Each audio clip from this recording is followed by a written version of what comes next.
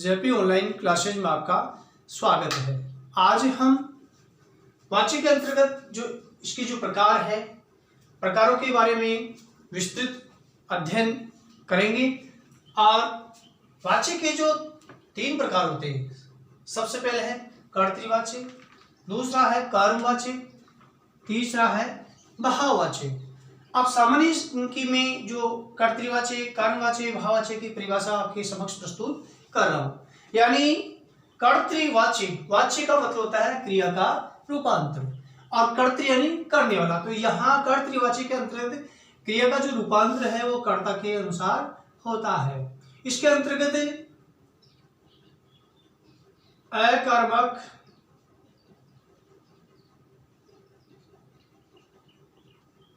क्रिया, सकर्मक क्रिया। कहने का मतलब होता है कर्तृवाच्य के अंतर्गत जो क्रिया का जो रूपांतर है वह कर्ता के अनुसार होते हैं, उसके लिंग वचन कर्ता के अनुसार होते हैं। तो इसमें जो वाक्य होते हैं अकर्मक क्रिया और सकर्मक क्रिया के होते हैं। दूसरा है कर्मवाच्य, यानी जो क्रिया का जो रूपांतर है वो कर्म के अनुसार होते हैं और इसके लिंग वचन कर्म के अनुसार प्रयुक्त किए जाते हैं या काम में लिए जाते हैं। इसके अंतर्गत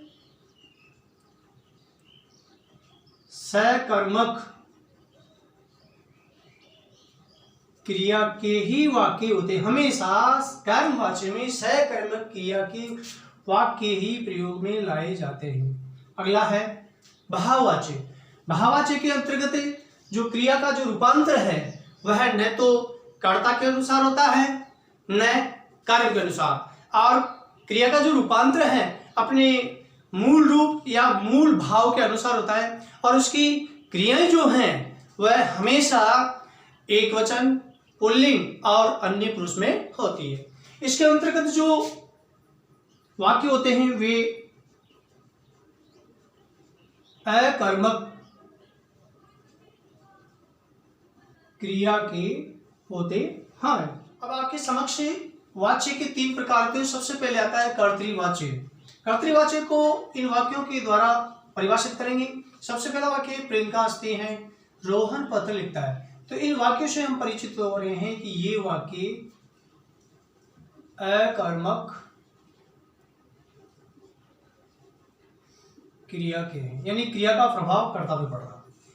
तीसरा वाक्य रेखा पुस्तक पढ़ती है, चौथा वाक्य बालक पत्र लिखता है। ये वाक्य से हम परिचित होते हैं कि क्रिया का प्रभाव जो है वह क्रिया का व्यापार और फल जो है कर्म पे पड़ रहा है। यानी रेखा पुस्तक पढ़ती है, पुस्तक कर्म हो गया, पत्र यहाँ कर्म हो गया। तो यहाँ सकर्मक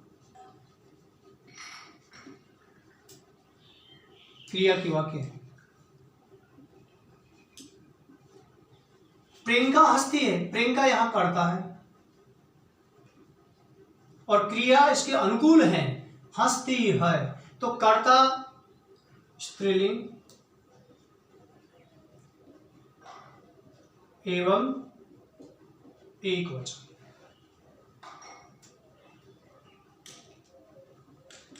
एक वचन यानी यहां जो क्रिया का जो रूपांतर है, परिवर्तित है, जो क्रिया जो बदली है वो कर्ता के अनुसार है।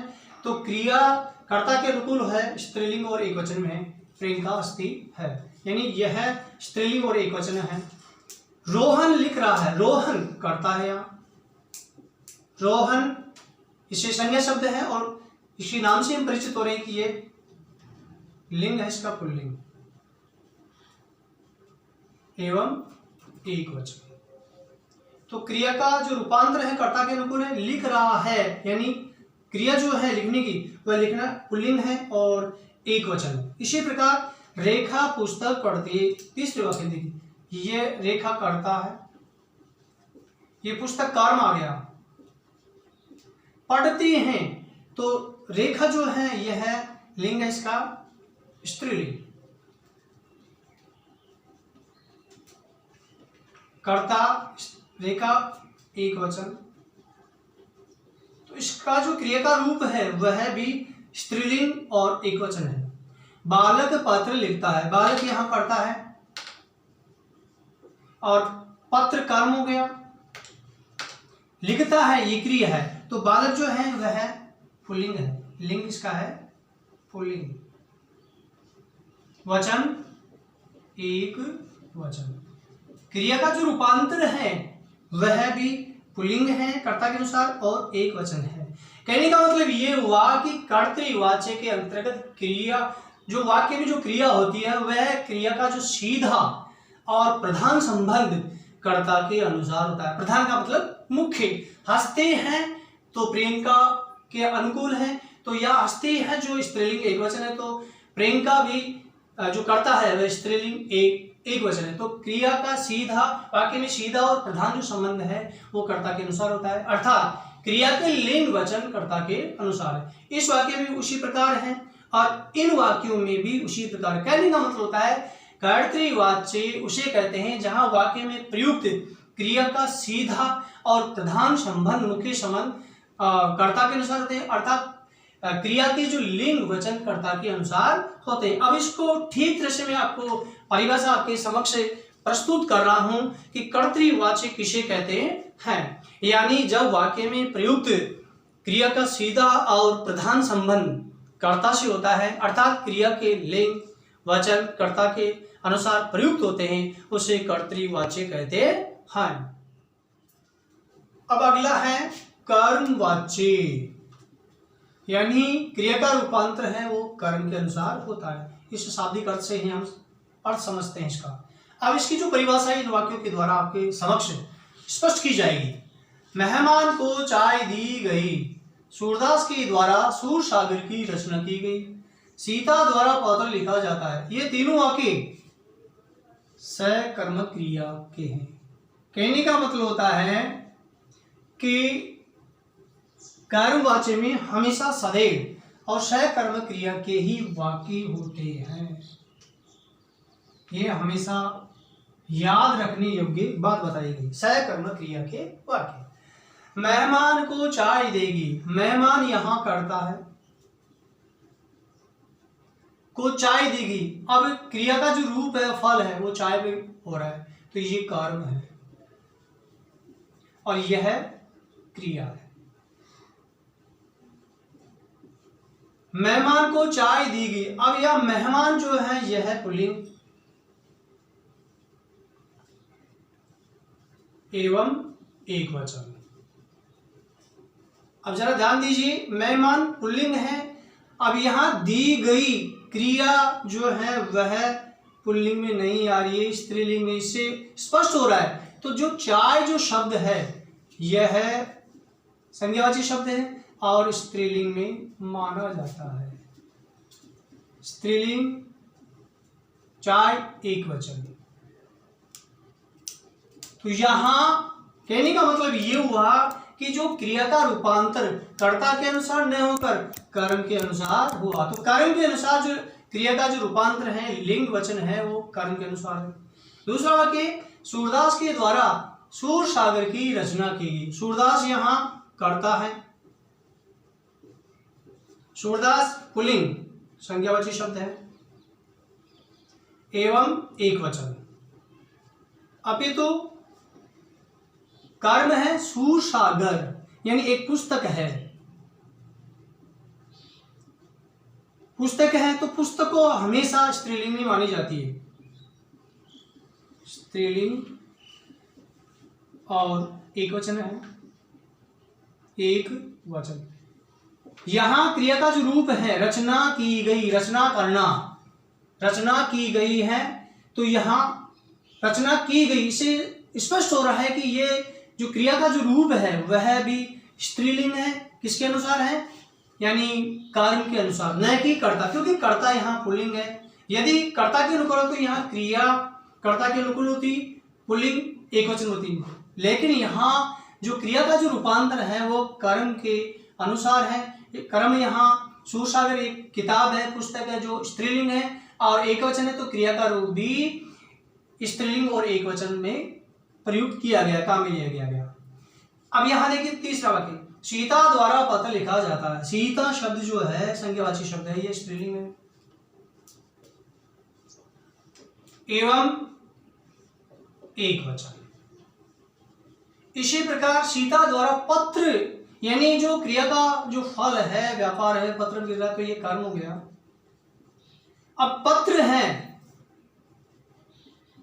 पुल्लिंग में माना जाता है एवं एक वचन। क्रिया का रूपांतर भी पत्र के यानी पत्र जो कर्म है उसके अनुसार है पुल्लिंग एवं एक वचन। क्योंकि यहां कर्ता जो है स्त्रीलिंग एक वचन है तो क्रिया का रूप कर्ता के अनुसार नहीं है, तो यहाँ क्रिया जो है वह कर्म के अनुसार है। कहने का मतलब होता है कर्मवाच्य के अंतर्गत क्रिया का जो रूपांतर है वह कर्म के अनुसार होता है, यानी क्रिया का सीधा और प्रधान संबंध कर्म के अनुसार होता है, न कि कर्ता के अनुसार। अब इसकी जो में और दूसरी बात, कर्मवाच्यों में हमेशा सकर्म क्रिया ही प्रयुक्त की जाती है। अब इसकी स्पष्ट जो व्याकरण की दृष्टि से परिभाषा है आपके समक्ष प्रस्तुत कर रहा हूं। जब वाक्य में प्रयुक्त क्रिया का सीधा संबंध वाक्य में प्रयुक्त कर्म से होता है, अर्थात क्रिया के लिंग वचन कर्ता के अनुसार न होकर कर्म के अनुसार होते हैं, उसे कर्मवाच्य कहते हैं। कर्मवाच्य हमेशा सकर्म क्रियाओं का ही होता है, क्योंकि इसमें कर्म की प्रधानता रहती है। तीसरा प्रकार है वाच्य का भाववाच्य। इन वाक्यों के द्वारा हम भाववाच्य की परिभाषा को हम स्पष्ट करेंगे, समझेंगे। प्रियंका से दौड़ा नहीं जाता, यानी इस वाक्य से हम समझ रहे हैं या अवगत हो रहे हैं कि यहाँ प्रियंका के द्वारा किसी कारणवश, हो सकता है वह लूली लंगड़ी हो, पैर में मोच आ रही हो, इसके कारण से उसे दौड़ा नहीं जाता है। तो यहाँ मुख्य जो भाव आ रहा है दौड़ा नहीं जाता, या निषेध का, या कह सकते हैं असमर्थता का भाव प्रकट हो रहा है, यानी जो क्रिया का जो मूल भाव है वह निषेधात्मक है, असमर्थता का भाव प्रकट हो रहा है। प्रियंका जो है वो कर्ता है, स्त्रीलिंग है, लेकिन यहाँ जो क्रिया रूप है दौड़ा नहीं जाता, यानी कर्ता के अनुसार नहीं है। दूसरी बात, इस वाक्य में कहीं भी कर्म प्रयुक्त नहीं हो रहा है। इसी प्रकार अगला वाक्य देखिए, अब नाचा जाए, यानी अब नाचा जाए, यानी आदेश दिया जा रहा है, अनुमति दी जा रही, लेकिन नाचना जो क्रिया होती है उसका जो नाचा जो भाव बताया है नाचा जाए, यानी ये भाव प्रकट हो रहा है। तो यहाँ भी हम देख सकते हैं कि यहाँ एक अनुमति दी जा रही है, एक आज्ञा दी जा रही है, तो मूल क्रिया का जो भाव है वो नाचा जाए, भाव प्रकट हो रहा है, नाचा जाए, एक प्रकार से भाव प्रकट हो रहा है। तो यहाँ भी यानी अनुमति या आज्ञा के कारण भाव प्रकट हो रहा है, क्योंकि यहाँ न तो कर्ता है न कर्म है। तो कहने का मतलब ये हुआ कि भाववाच्य के अंतर्गत वाक्यों में न तो जब क्रिया कर्ता या कर्म के अनुसार न होकर अपने भाव रूप अथवा मूल रूप में आती है तो उसे भाववाच्य कहा जाता है। भाववाच्य की क्रियाएं हमेशा एक वचन, पुल्लिंग एवं अन्य पुरुष में होती है। अब देखिए यहाँ एक वचन, पुल्लिंग और अन्य पुरुष में। नाचा जाए एक वचन है, पुल्लिंग है और अन्य पुरुष की, ये जो नाचा जाए, दौड़ा नहीं जाता, दौड़ा जाता, ये जो क्रिया है निषेध का तो है, लेकिन यहाँ क्रिया जो है वह पुल्लिंग में है, अन्य पुरुष में, एक वचन है। यहाँ भी क्रिया एक वचन में, पुल्लिंग में है, अन्य पुरुष में है। Subscribe the channel and press the bell icon for more videos notification.